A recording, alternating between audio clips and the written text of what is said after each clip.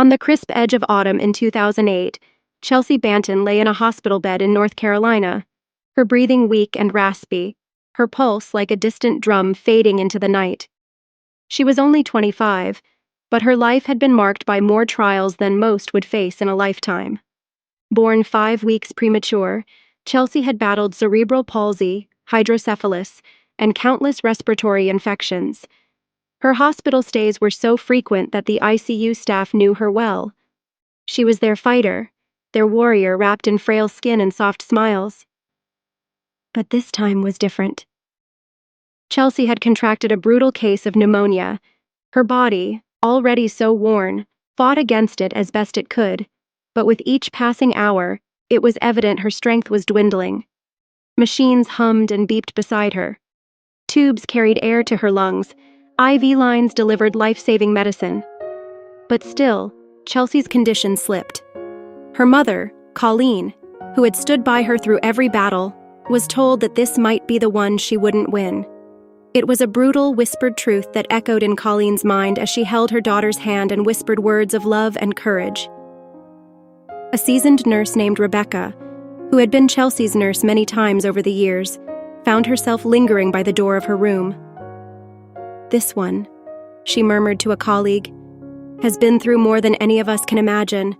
There's just something about her." She swallowed hard, not wanting to admit what she felt. Chelsea might not make it this time. Chelsea's breaths were labored, yet even in her weakened state, she would try to smile, her eyes fluttering open for just a moment to lock with her mother's.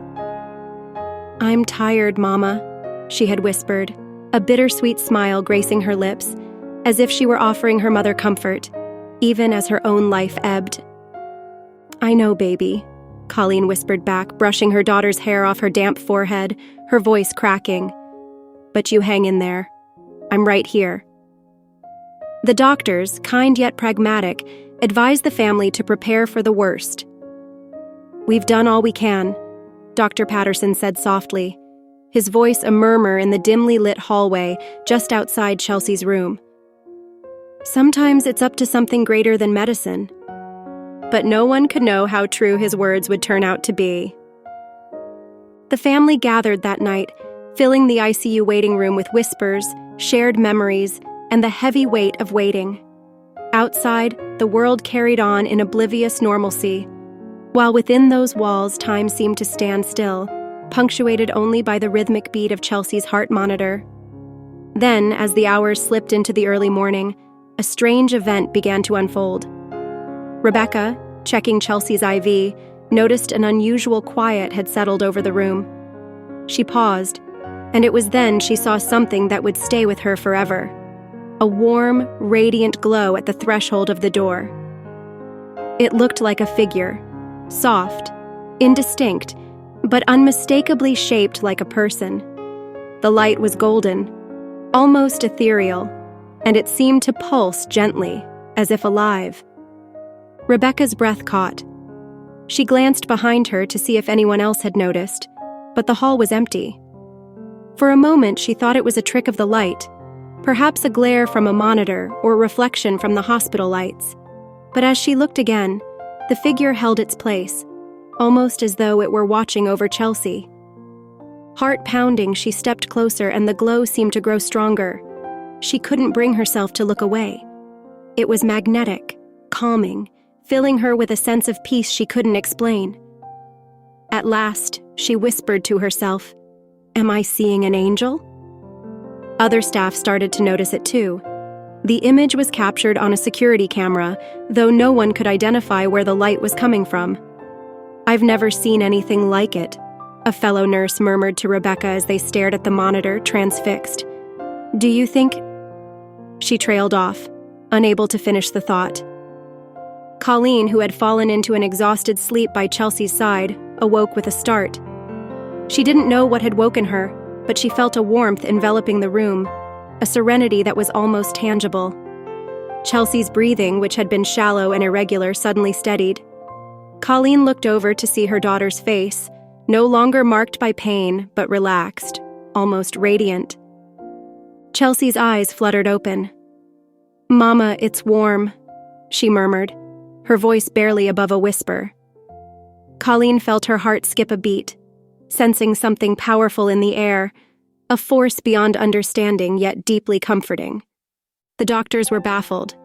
Within hours, Chelsea's vitals, which had been unstable and rapidly declining, began to improve.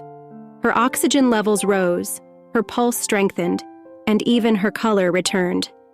Dr. Patterson, usually grounded in science, found himself at a loss. "Sometimes," he said quietly to Colleen, "things happen that we just can't explain. This is one of those times." As the days passed, Chelsea continued to recover, her strength returning in ways the doctors had not anticipated.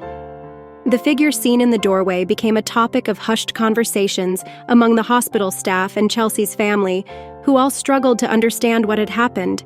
Was it an angel? A sign? For Colleen, there was no doubt in her mind. "Something came to help her," Colleen later told a reporter. "Call it an angel, call it divine intervention. But whatever it was, it saved my daughter." Chelsea herself, when asked, would only smile.